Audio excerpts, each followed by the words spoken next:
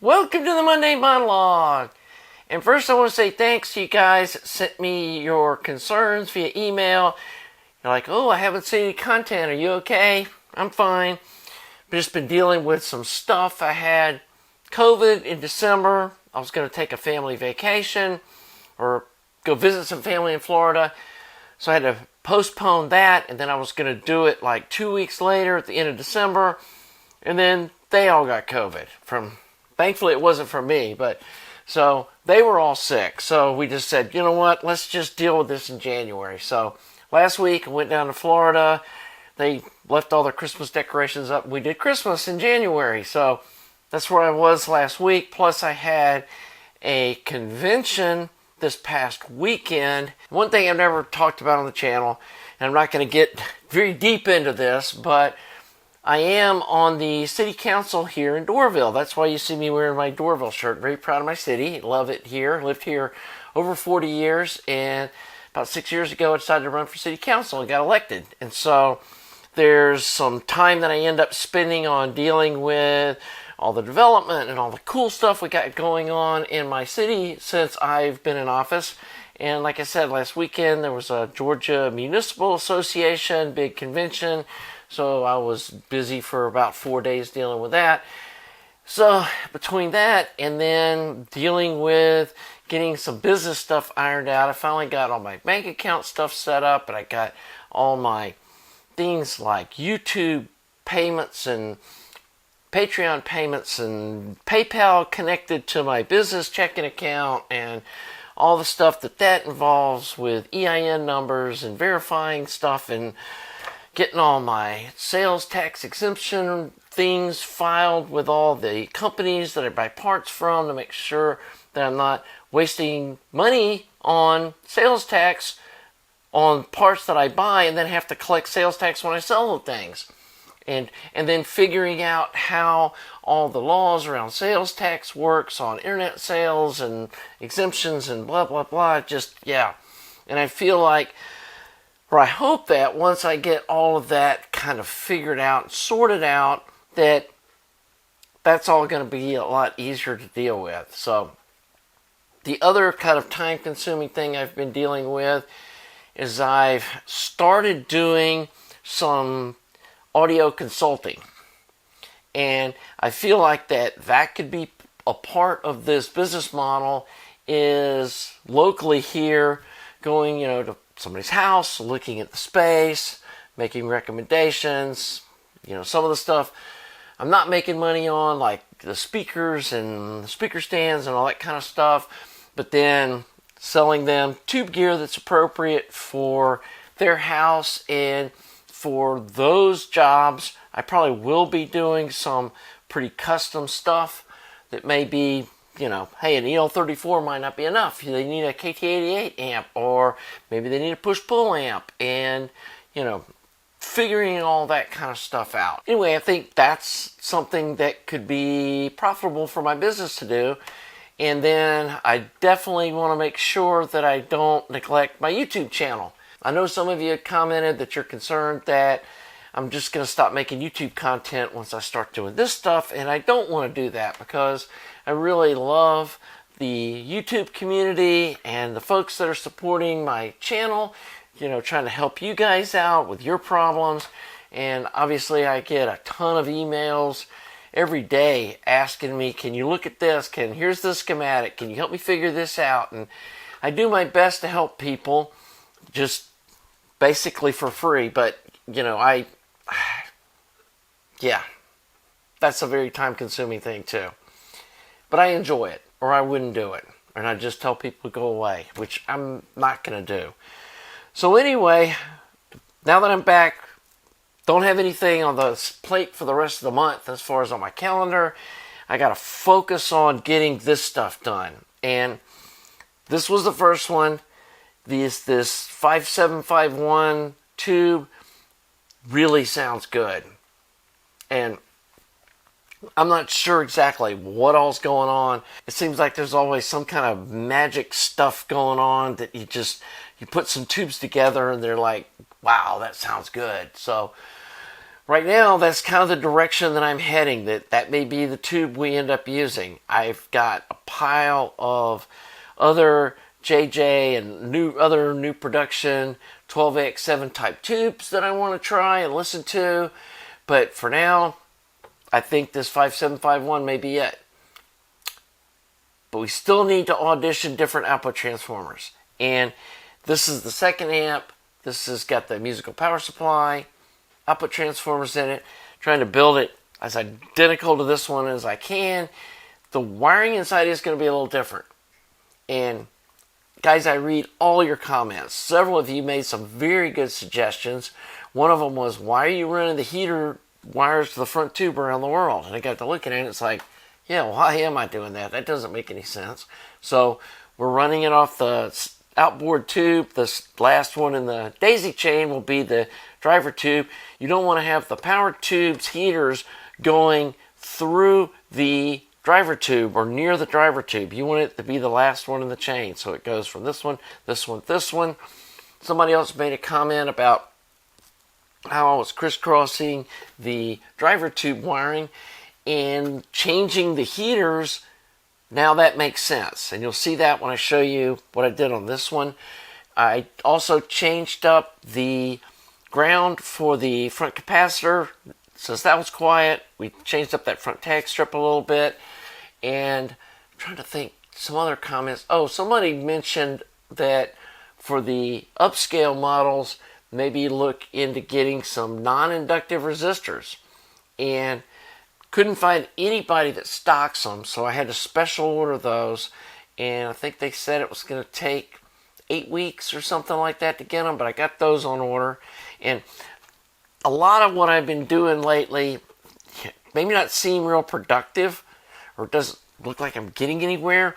It's because I'm getting all my ducks in a row for the future. Because some of the stuff, it takes a long time to get.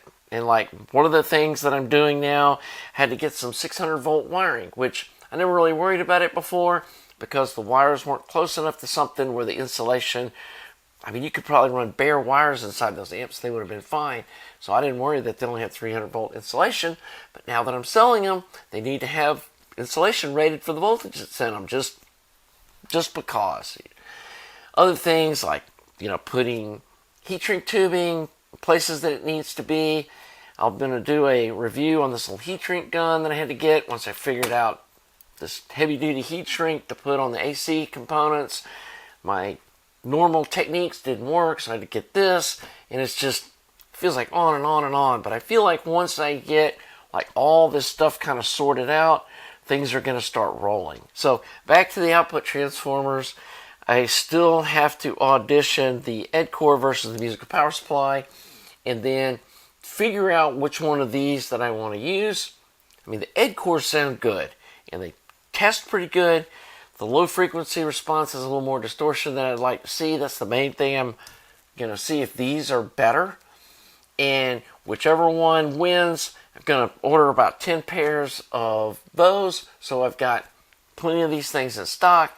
Or, that's going to be probably a 6 or 8, maybe even 10 weeks out to get those delivered. So once I get this and this done and listen to them and figure out like, okay, this is what we're going to do and this is how we're going to build it, then I can order all the parts to build all of them, and then I'll have some free time to do some other stuff. And I know a couple of folks have sent me some things to look at or test and review. Guy sent a really nice DAC he wants me to, compare to some other stuff and do some testing on. Another guy sent me, like, he did a smaller footprint EAR 834 clone, and he sent me, his prototype, and then sent me a board with, blank board with some extra little parts to kind of put it together with. And I want to experiment with that. Also want to build some of these color preamps and get those up for sale. And I think those are going to be really cool. I need to build one of those for myself for my KT120 monoblocks, because I don't have a way of controlling the volume except for just a passive volume control. And I think a color preamp would work good for that KT120 because they are super low distortion, and I think adding a little bit of distortion in the preamp will make those things sound really good. So, trying to think of what else I got going on here. Like I said, I'm going to do a review on this little heat gun I got. I'll put the link in the description below. Just buy one if you don't want to watch the video. It's a really handy thing to have if you do that kind of stuff very often. And then, yeah, just kind of gotten swamped in this stuff. Oh, I did get a ISO Tango. This is a FC12S, I think is the number. Yeah, there it is. FC12S. Anyway, these are going to be what I try with this circuit.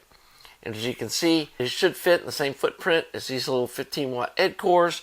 You know, they're a little taller, obviously, but, you know, the width is exactly the same, and the depth is the same. And see what these ISO Tangos sound like? These aren't going to be something that I put in like the regular production. These are going to be in the higher end ones that would have, like, say, in the non-inductive resistors for the cathode, you know, have some really nice transformers, have a wood case, have, you know, with the aluminum top, have a couple of options on how to lay that out, and, you know, try to match the paint as close as I can, or who knows, I may paint these to match the other iron just so they all match. And the other thing I got going on Thermionic Labs is making up a custom transformer set for this amp. And I have a feeling this little amp's going to be popular. And folks, you know, like either these Ed cores or these musical power supply, if they turn out to be, you know, the ticket, whichever one I like, then you guys in Europe are going to have a tough time getting these things shipped over because the shipping is just, yeah, it's crazy. And so they're sending over a pair to try in this amp, and I want to test them against this ISO Tango because I think they're kind of going to be in the same quality level. Definitely going to be a step up for the Ed cores, or at least I'm pretty sure they are. Be interesting to see how they compare to these musical power supply ones.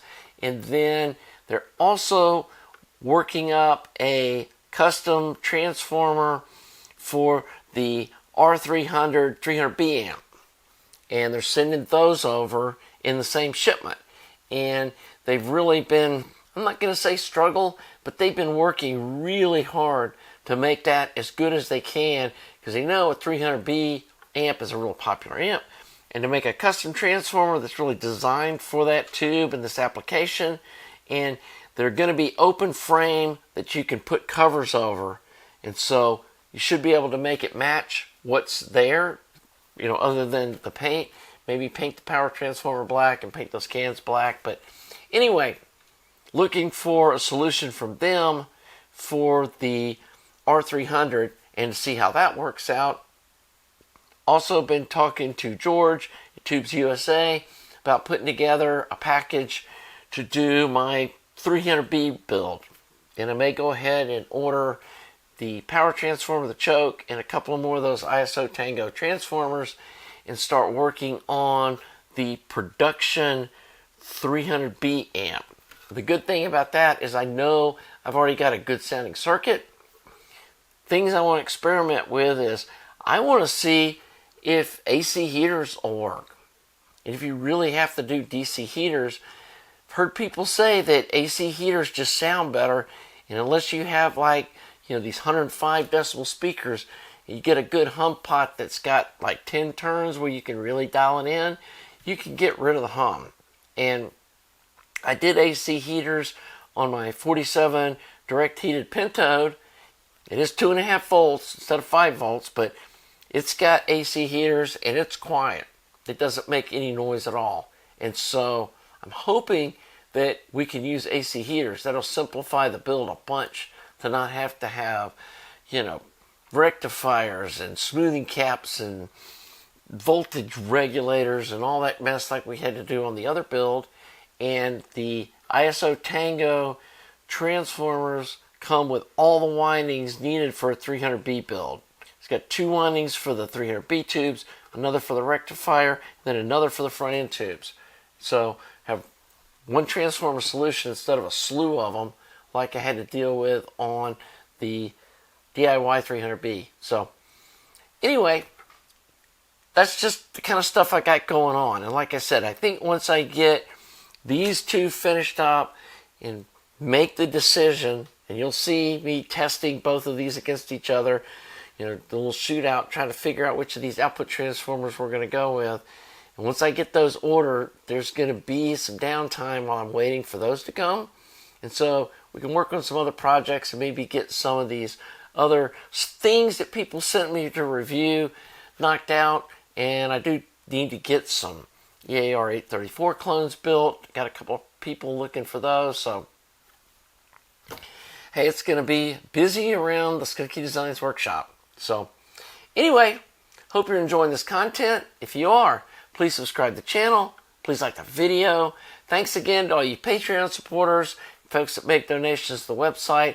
All that stuff helps me buy this stuff so I can get all this going and test some of these transformers and stuff so I can show you how to get good sound on a DIY budget.